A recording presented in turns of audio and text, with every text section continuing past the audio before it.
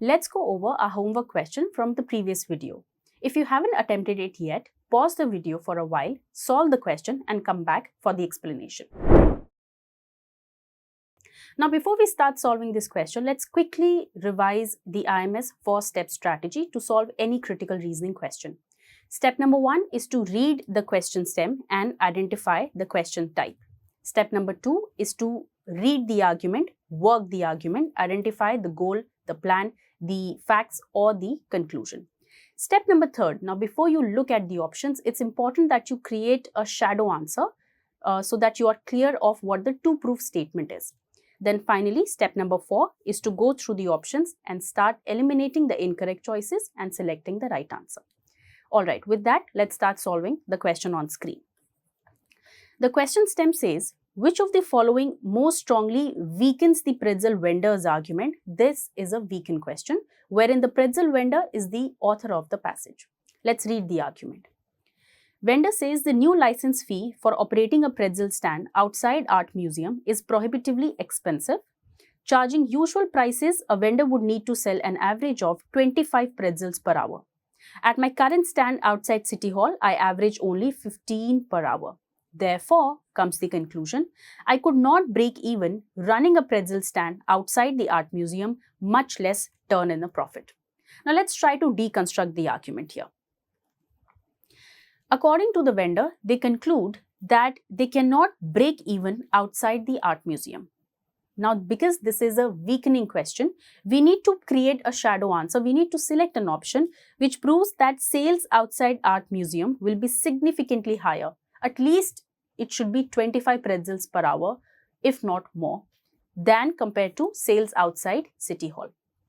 Alright, now let's go through all the options one by one and start eliminating the incorrect choices. Option A, the vendor does not sell anything other than pretzels, is an irrelevant conversation to our discussion.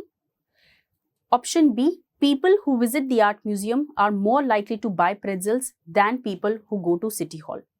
Now, this option is of course a good option for us because it very clearly compares the sales made outside City Hall versus the sales that would be made outside the art museum, and it very clearly says that people outside the art hall are more likely to buy pretzels. The more likely they are to buy pretzels, the more will be sold, greater would be the revenue, and hence greater would be the profits earned by the pretzel vendor.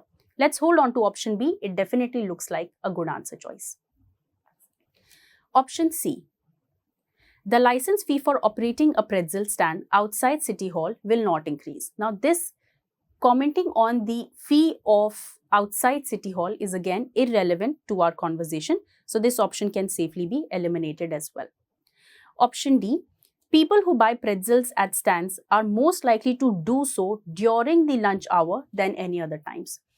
This option again is irrelevant because it comments on when the people are more likely to purchase the pretzel. The duration or rather the timing of it is again irrelevant to our conversation. Option E. The city will grant more licenses for pretzel stand outside the art museum than the number it grants for stands outside the City Hall. This option can be considered a good strengthening option, which means this is an opposite of what we require. If the city is granting more licenses outside the art museum, it means now the pretzel vendor would have to face greater competition, sharing their market, the market space, which means that it would be further difficult possibly for the vendor to sell more pretzels, possibly even less than what they were selling before. So considering E as an opposite option, we are now left with our original choice, which is option B. Alright, here's your homework question on the screen. I'd recommend you pause the video once again and try solving the question. Whatever your response to the answer would be, make sure you share the responses with me in the comment box. Now, if you liked the content from today's video, make sure that you do like and follow our channel for more of such official guide critical reasoning breakdowns.